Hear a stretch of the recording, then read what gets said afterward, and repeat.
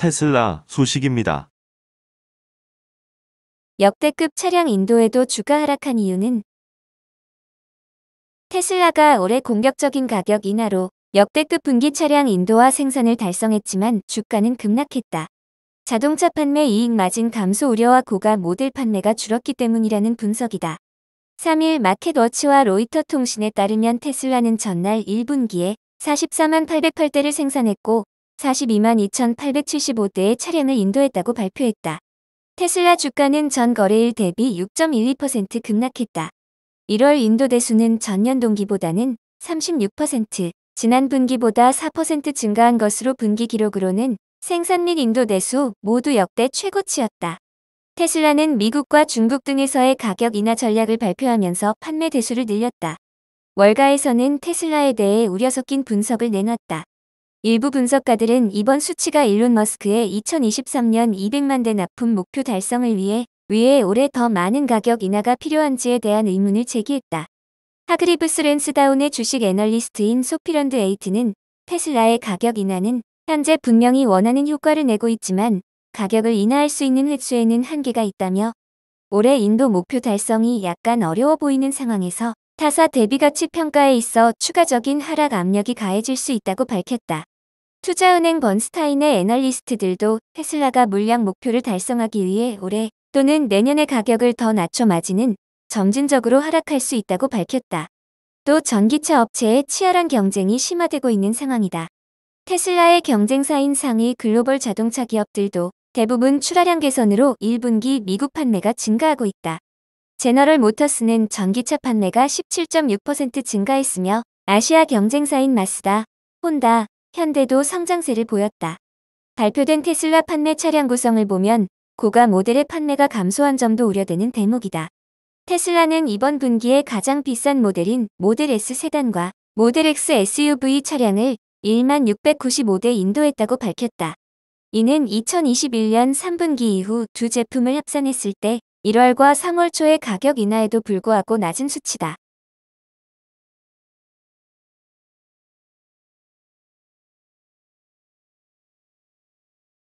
애플 소식입니다. 애플카 여전히 개발 중. 2026년 1억 원대 출시.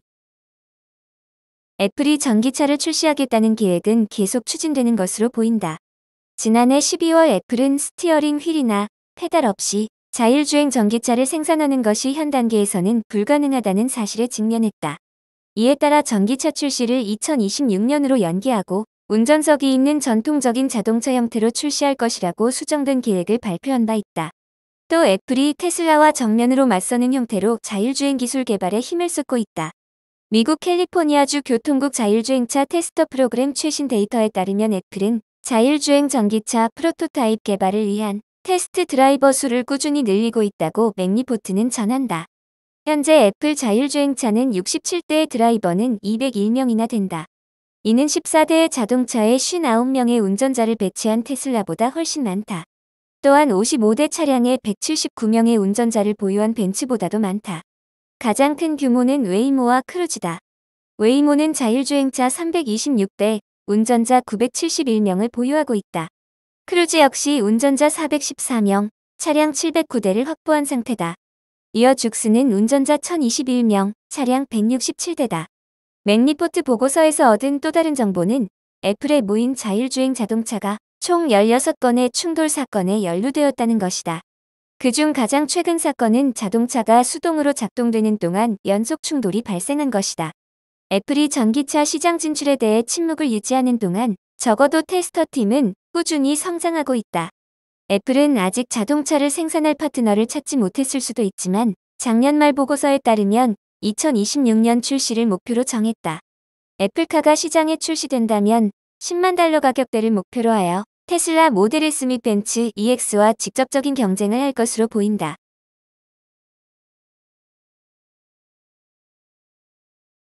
마이크로소프트 소식입니다.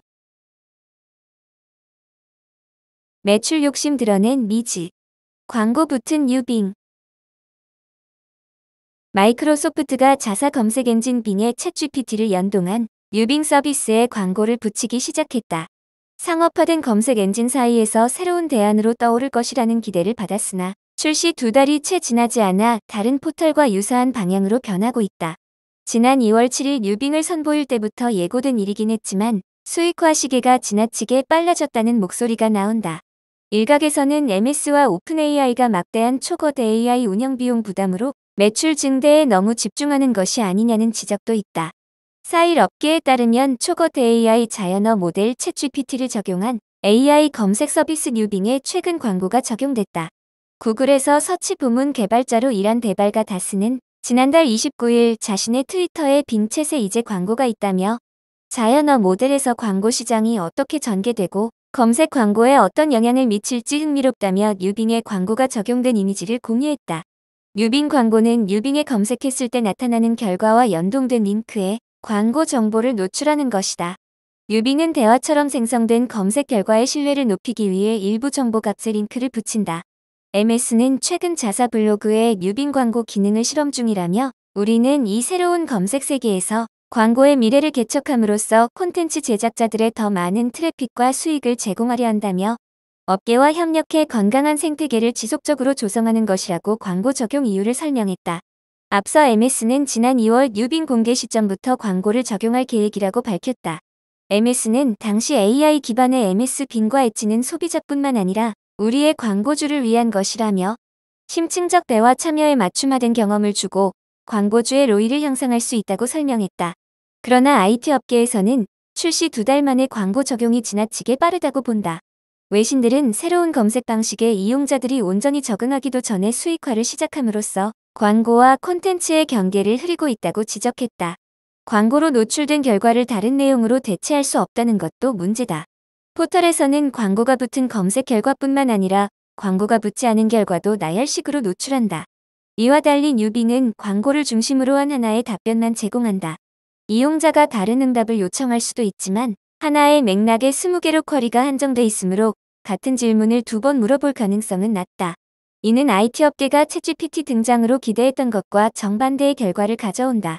구글이나 네이버 등 검색 엔진이 상업적으로 최적화되면서 마케팅, 광고, 키워드 등을 중심으로 내놓고 있는데 반해 챗GPT는 질문자가 원하는 보다 근원적 지식을 찾을 수 있으리라는 기대가 높았다.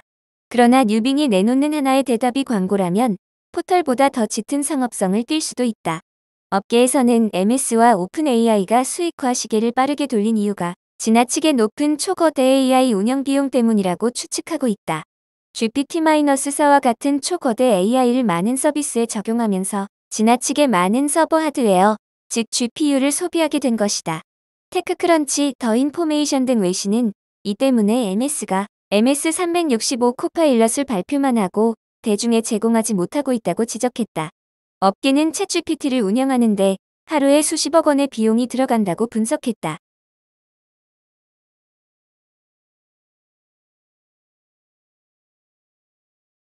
아마존 소식입니다. 호주의 5년간 12조 투자의 데이터 센터 확장. 세계 최대 클라우드 서비스 업체인 아마존 웹 서비스가 호주에 5년간 약 12조 원을 투자해 데이터 센터를 확장하기로 했다. 4일 호주 ABC 등에 따르면 오즈는 늘어나는 수요를 맞추기 위해 5년간 132억 호주 달러를 투자해 호주 시드니와 멜버른의 데이터 센터를 확장하기로 했다. 오즈 호주 이사인 이언 라우스는 오즈 클라우드 수요가 20%씩 늘어나고 있다며 우리는 늘어나는 수요에 앞서 투자를 늘리길 원한다라고 말했다. 세계 최대 클라우드 서비스 업체인 오즈는 데이터 저장을 비롯해 인공지능, 클라우드 로봇 시스템 등 200여 가지 서비스를 제공한다.